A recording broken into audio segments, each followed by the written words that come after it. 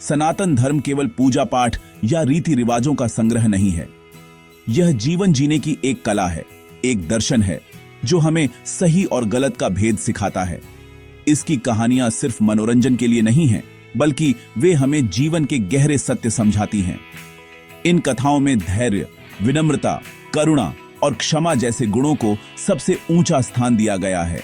ये गुण हमें बताते हैं कि असली ताकत शारीरिक बल में नहीं, बल्कि हमारे मन की शांति और हमारे व्यवहार की कोमलता में छिपी होती है। जब हम इन गुणों को अपने जीवन में अपनाते हैं, तो हम न केवल खुद को बेहतर बनाते हैं, बल्कि अपने आसपास की दुनिया को भी सुंदर बनाते हैं। आज हम एक ऐसी ही अद्भुत कथा के बारे में जानेंगे जो हमें क्षमा और विनम्रता की शक्ति का परिचय कराती है। यह कहानी हमें सिखाती है कि जब कोई हमारा अपमान करे तो उस पर क्रोध करने के बजाय शांति और प्रेम से कैसे प्रतिक्रिया दी जा सकती है। यह कथा भगवान विष्णु, माता लक्ष्मी और महान अर्षि भृगु से जुड़ी है। इस कहानी में एक ऐसी घटना घटती है जिसकी हम कल्पना भी नहीं कर सकते। एक अर्षि भगवान के सीने पर लात मारते हैं और भगवान उस पर क्रोधित होने के बजाय अत्यंत विनम्रता दिखाते हैं। यह कहानी हमें यह सोचने पर मजबूर करती है कि सच्चा बड़प्पन आखिर किसमें है। यह कथा हमें यह भी समझाती है कि अहंकार और क्रोध इंसान का सबसे बड़ा शत्रु है। जब हम गुस्से में होते हैं तो हम सही और गलत का फैसला नहीं कर पाते। हमारा विवेक काम करना बंद कर देता है और हम ऐसे काम कर बैठते हैं जिनका हमें बाद में पछतावा होता है। वहीं दूसरी ओर धैर्य और शांति हमें किसी भी कठिन परिस्थिति से बाहर निकलने का रास्ता दिखाते हैं। भगवान विष्णु का चरित्र इस कथा में हमें यही सिखाता है। वे दिखाते हैं कि चाहे स्थिति कितनी भी अपमानजनक क्यों ना हो, अगर मन में शांति है तो हर समस्या का समाधान प्रेम से निकाला जा सकता है। तो चलिए इस रहस्यमयी और प्रेरणादायक कथा की यात्रा पर चलते हैं। हम देखेंगे कि कैसे एक महान अर्षि ने तीनों प्रमुख देवताओं की परीक्षा लेने का निश्चय किया। हम जानेंगे कि उस परीक्षा में क्या हुआ और उसके क्या परिणाम निकले। यह कहानी न केवल बड़ों के लिए, बल्कि बच्चों और युवाओं के लिए भी एक महत्वपूर्ण सबक है। यह हमें सिखाएगी कि जीवन में सबसे बड़ी जीत दूसरों को हराने में नहीं, बल्कि अपने क्रोध और अहंकार को जीतने में है। आइए इस कहानी के माध्यम से हम अपने भीतर विनम्रता और क्षमा के बीज बोए। बहुत समय पहले की बात है। सरस्वती नदी के किनारे बड़े बड़े अर्षि मुनि एक महान यज्ञ कर रहे थे। यज्ञ के दौरान एक महत्वपूर्ण प्रश्न उठा जिसने सभी को चिंता में डाल दिया। प्रश्न यह था कि त्रिदेवों ब्रह्मा, विष्णु और महेश यानी शिव में से सबसे श्रेष्ठ कौन है? किसे इस यज्ञ का प्रमुख फल समर्पित किया जाना चाहिए? सभी अर्षियों के अपने अपने विचार थे और कोई भी एकमत नहीं हो पा रहा था। कुछ का मानना था कि सृष्टि के रचयिता ब्रह्मा जी ही सबसे महान हैं। कुछ अन्य का कहना था कि संहार के देवता शिव जी से बड़ा कोई नहीं हो सकता। वहीं बहुत से अर्षि मानते थे कि जगत के पालनहार विष्णु जी ही सबसे श्रेष्ठ हैं। जब कोई समाधान नहीं निकला तो सभी ने मिलकर परम ज्ञानी और तेजस्वी अर्षि भृगु से इसका उत्तर खोजने का अनुरोध किया। भृगु अर्षि ब्रह्मा जी के पुत्र थे और अपनी तपस्या और क्रोध दोनों के लिए प्रसिद्ध थे। उन्होंने इस कठिन कार्य की जिम्मेदारी स्वीकार की और कहा, मैं स्वयं तीनों लोकों में जाकर त्रिदेवों की परीक्षा लूंगा और यह पता लगाऊंगा कि उनमें से कौन सत्व गुण यानी धैर्य, शांति और विनम्रता में सबसे उत्तम है। जो इस परीक्षा में सफल होगा वही सबसे श्रेष्ठ माना जाएगा। यह सुनकर सभी अर्षि सहमत हो गए और उत्सुकता से भृगु अर्षि की वापसी की प्रतीक्षा करने लगे। अर्षि भृगु ने अपनी यात्रा आरंभ की। उन्होंने तय किया कि वे तीनों देवताओं की सहनशीलता और विनम्रता की कठोरतम परीक्षा लेंगे।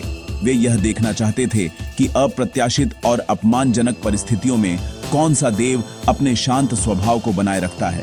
उनका मानना था कि जो देवता क्रोध और अहंकार से परे होगा वही वास्तव में पूजनीय और श्रेष्ठ है। उनका उद्देश्य किसी का अपमान करना नहीं था, बल्कि एक बड़े सत्य को उजागर करना था, ताकि भविष्य में कभी भी इस विषय पर कोई संदेह न रहे। उनकी यह यात्रा केवल एक परीक्षा नहीं थी, बल्कि यह मानवता के लिए एक महान संदेश लाने वाली थी। इस प्रकार आर्षि भृगु अपने संकल्प को पूरा करने के लिए निकल पड़े। सबसे पहले उन्होंने अपने पिता ब्रह्मा जी के लोक ब्रह्मलोक जाने का निश्चय किया। उनके मन में यह स्पष्ट था कि वे बिना किसी पूर्व सूचना के और ऐसे व्यवहार के साथ प्रस्तुत होंगे जिसकी कोई कल्पना भी नहीं कर सकता। वे जानते थे कि यह कार्य जोखिम भरा है, क्योंकि देवताओं के क्रोध का परिणाम भयंकर हो सकता है, लेकिन वे अपने लक्ष्य पर अडिग थे। उनकी यह यात्रा एक ऐसे अध्याय की शुरुआत थी जो सनातन धर्म के इतिहास में हमेशा के लिए अंकित हो गया और हमें क्षमा की शक्ति का सबसे बड़ा उदाहरण दे गया। ऋषि भृगु सबसे पहले ब्रह्मलोक पहुंचे, जहां सृष्टि के रचयिता भगवान ब्रह्मा विराजमान थे। उस समय ब्रह्मा जी अपनी सभा में वेदों और शास्त्रों पर चर्चा कर रहे थे। सभी देवता और ऋषि मुनि पूरी श्रद्धा से उनकी बातें सुन रहे थे। ऋषि भृगु बिना किसी को प्रणाम किए और बिना अनुमति लिए सीधे सभा के बीच में पहुंच गए। उन्होंने न तो अपने पिता ब्रह्मा जी को प्रणाम किया और न ही उनके प्रति कोई आदर दिखाया।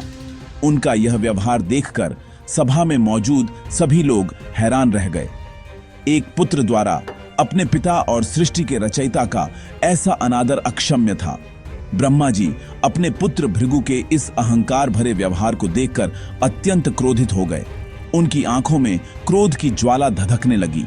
उन्होंने सोचा कि मेरे पुत्र ने पूरी सभा के सामने मेरा घोर अपमान किया है। वे भृगु को उनके इस दुस्साहस के लिए श्राप देने ही वाले थे, लेकिन फिर उन्हें याद आया कि भृगु उनके पुत्र हैं।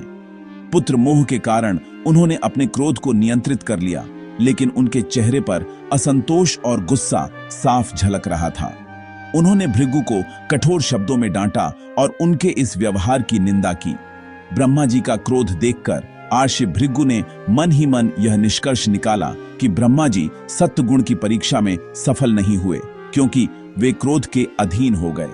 भृगु आर्षि ने वहां एक क्षण भी रुकना उचित नहीं समझा।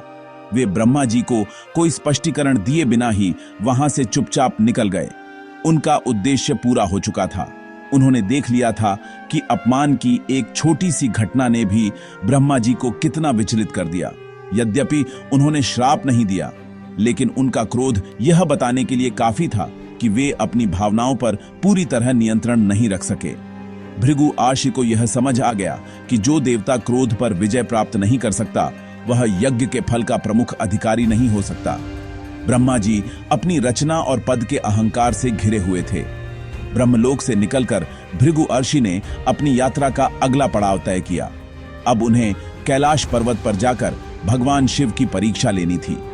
वे यह देखना चाहते थे कि जो देवता वैरागी और योगी माने जाते हैं, वे अपमान की स्थिति में कैसी प्रतिक्रिया देते हैं।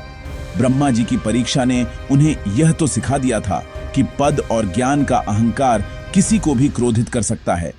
अब उनकी उम्मीदें भगवान शिव पर टिकी थीं।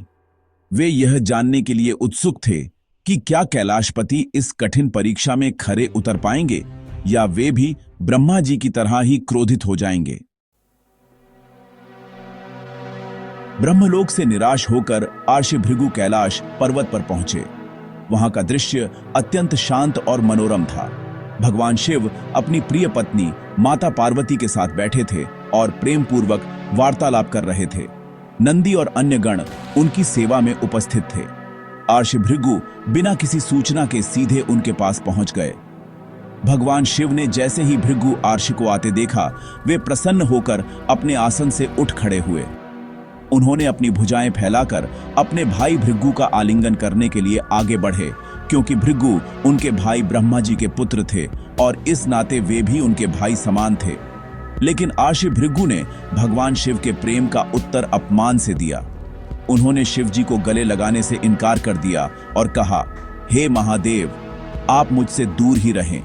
आप शरीर पर भस्म लगाते हैं, हड्डियों की माला पहनते हैं और हमेशा अमर्यादित ढंग से रहते हैं।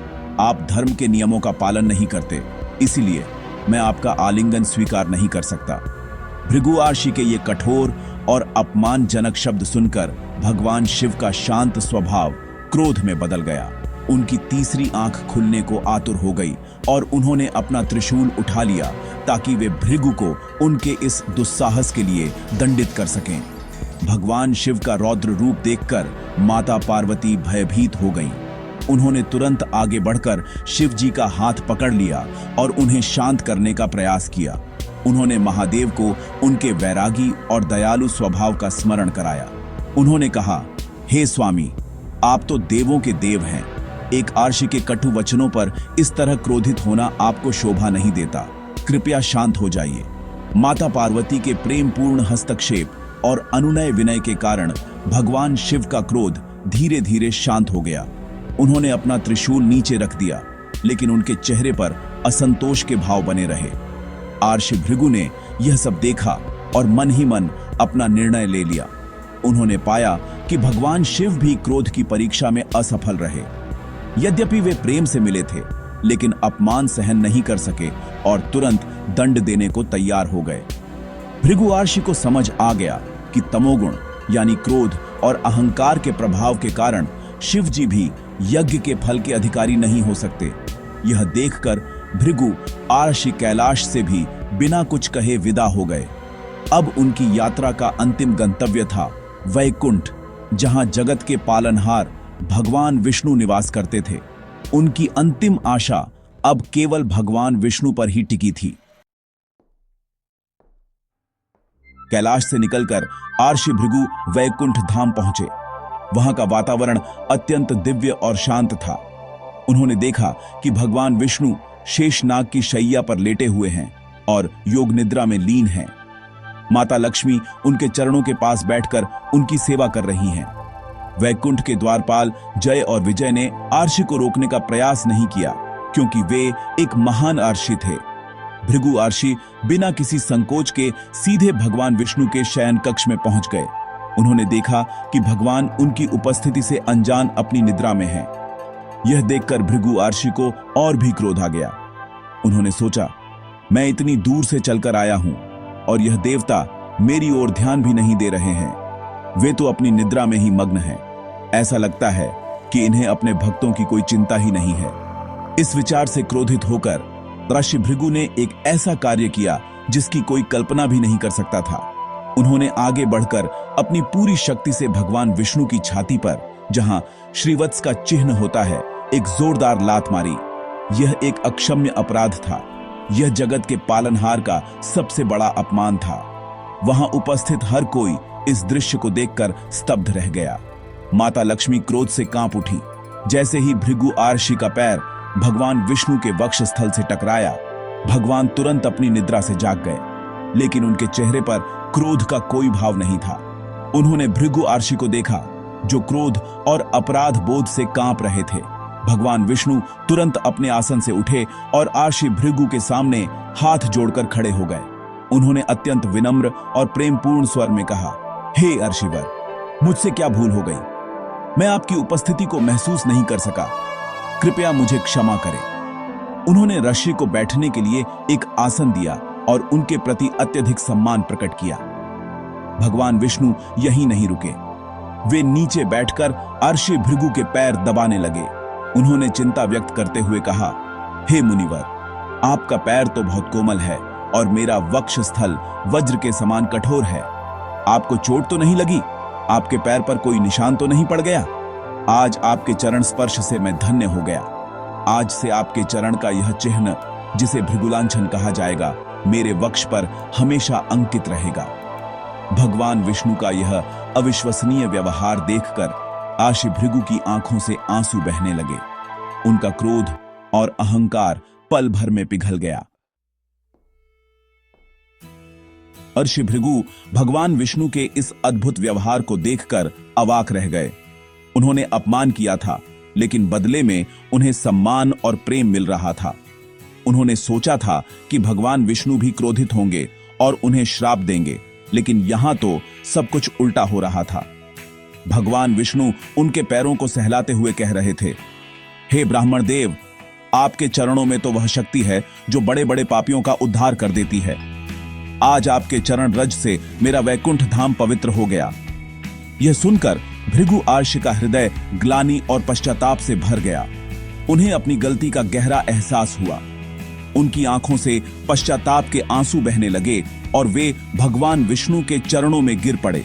उन्होंने हाथ जोड़कर कहा, हे प्रभु, मुझसे बहुत बड़ा अपराध हो गया है। मैंने अहंकार में अंधा होकर आपका घोर अपमान किया है। मैं दंड का भागी हूँ, कृपा का नहीं। आप मुझे कठोर से कठोर दंड दीजिए ताकि मेरे पाप का प्रायश्चित हो सके। लेकिन भगवान विष्णु ने उन्हें उठाकर गले से लगा लिया और कहा, हे आर्षिवर, आपने कोई अपराध नहीं किया है। अतिथि का सत्कार करना मेरा धर्म है और मैं अपने धर्म का पालन करने में विफल रहा। गलती मेरी है, आपकी नहीं। भगवान विष्णु की इस क्षमाशीलता और विनम्रता ने भृगु आर्षि को हमेशा के लिए बदल दिया। उन्हें समझ आ गया कि सच्चा बड़प्पन शक्ति प्रदर्शन में नहीं बल्कि क्षमा करने में है। उन्होंने उसी क्षण यह निश्चय कर लिया कि त्रिदेवों में भगवान विष्णु ही सर्वश्रेष्ठ हैं, क्योंकि वे ही सत्व गुण के सच्चे प्रतीक हैं। उनमें न तो ब्रह्मा जी जैसा अहंकार था और न ही शिव जी जैसा क्रोध। वे अपमान को भी प्रेम से जीत लेने की कला जानते थे। भृगु आर्षि ने भगवान विष्णु की स्तुति की और उनकी महिमा का गुणगान किया। इसके बाद आर्षि भृगु वापस सरस्वती नदी के तट पर लौटे, जहां सभी आर्षि उनकी प्रतीक्षा कर रहे थे। उन्होंने पूरी सभा को ब्रह्मा, शिव और विष्णु की परीक्षा का पूरा वृत्तांत सुनाया।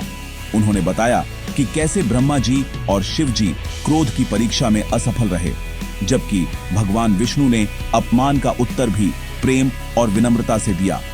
यह सुनकर सभी अर्षियों ने एकमत से यह स्वीकार किया कि भगवान विष्णु ही सर्वश्रेष्ठ हैं और यज्ञ का संपूर्ण फल उन्हीं को समर्पित होना चाहिए। इस प्रकार भृगु आर्षि की परीक्षा ने एक महान सत्य को स्थापित किया, जो आज भी हमारा मार्गदर्शन करता है। जब यह सब घटित हो रहा था, तब धन और ऐश्वर्य की देवी माता लक्ष्मी वहीं खड़ी सब कुछ देख रही थीं। अपने पति भगवान विष्णु का ऐसा घोर अपमान देखकर वे क्रोध से जल उठीं। उनकी आंखों में आंसू थे और मन में भयंकर रोष था।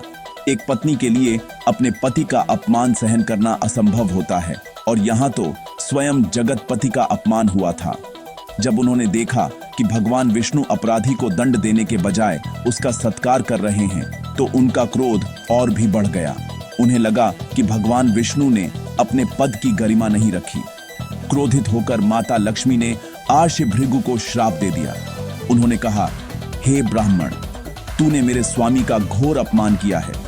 तूने उस हृदय पर प्रहार किया है जहां मेरा वास है। मैं तुझे श्राप देती हूं कि आज के बाद तेरे वंशजों यानी ब्राह्मणों के घर में मेरा वास कभी नहीं होगा।